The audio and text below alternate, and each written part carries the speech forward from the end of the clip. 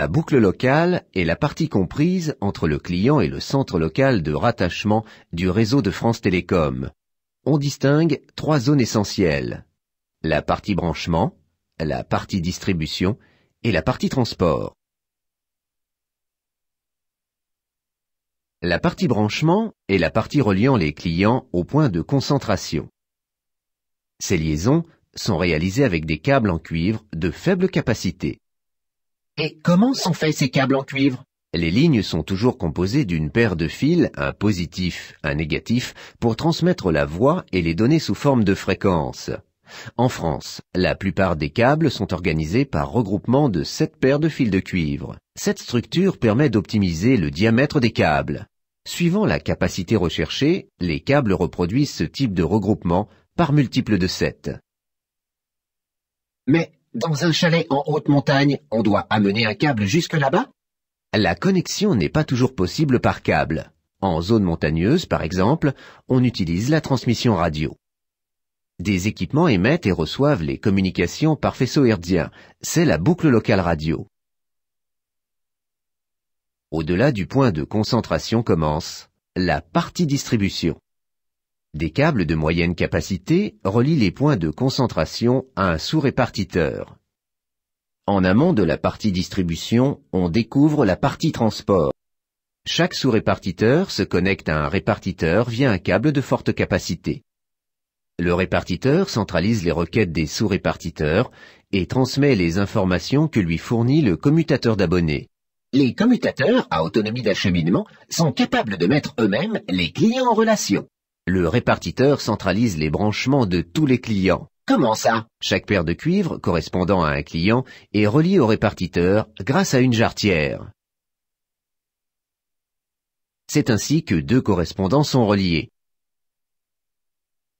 Chaque client est relié au CAA via le répartiteur.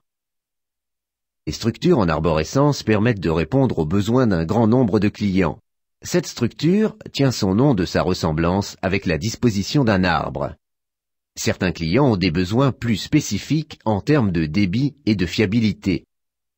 L'organisation, dite en anneaux, fut créée pour répondre aux attentes des industriels, PMI et PME. Utilisant la technologie des fibres optiques, l'anneau fait circuler des données en garantissant un débit et une qualité très élevée. Ce type de réseau est dit fédérateur. Les données peuvent être acheminées dans un sens ou l'autre de l'anneau. D'accord, mais à quoi ça sert? En cas d'incident sur une des voies, les données peuvent toujours circuler en utilisant la partie intacte de l'anneau. La communication est dite sécurisée. Les données peuvent toujours circuler pendant la réparation du câble. Il existe plusieurs types d'infrastructures suivant les parties de la boucle locale. La partie branchement développe le câblage de façade. Généralement, les logements particuliers et les petits immeubles accueillent une paire de cuivres par ligne posée directement sur leur façade, tandis que la plupart des immeubles disposent d'une gaine technique chargée de recevoir les câbles de chaque résident. Dans ces 2 cas, un point de concentration collecte les paires provenant des postes clients. Pour arriver jusque chez le client, le réseau peut être aérien ou souterrain. Des artères aériennes sont utilisées pour les parties distribution et branchement. Sensible aux conditions météorologiques, le réseau aérien doit également être protégé de la foudre, du vent, du soleil, des surtensions, de l'usure et des frottements. Les artères aériennes existantes sont régulièrement entretenues pour assurer la pérennité du service. France Télécom prévient les risques d'altération des lignes en faisant élaguer périodiquement les arbres.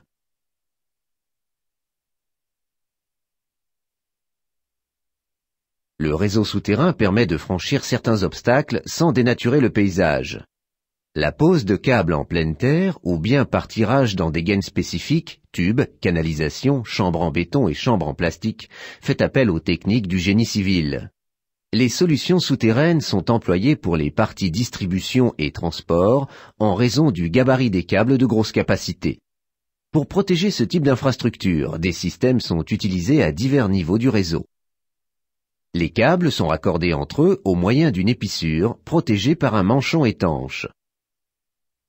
Afin d'empêcher l'infiltration d'eau, France Télécom a adopté un système de pressurisation des câbles.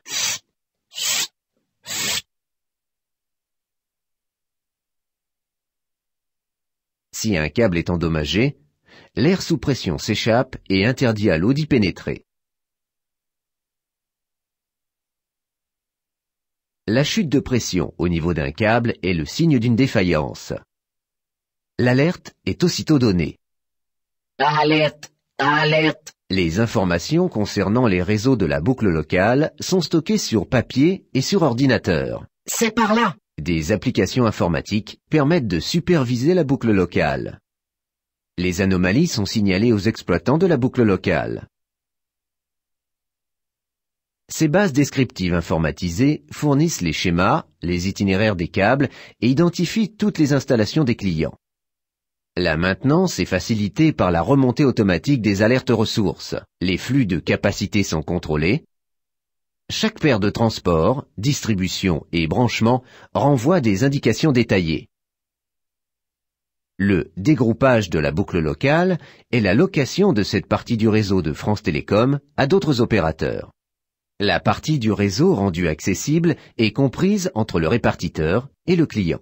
Un opérateur concurrent connecte alors ses propres commutateurs à la boucle locale louée. France Télécom propose deux types de dégroupage: l'accès au cuivre nu et le partage de la ligne. Pour la première solution, c'est l'ensemble de la paire de cuivre qui est louée à un opérateur. Celui-ci peut offrir à ses clients tous les services qu'il souhaite. Le deuxième type de dégroupage est le partage de la ligne. France Télécom gère la téléphonie et l'opérateur concurrent loue la capacité au débit de la ligne.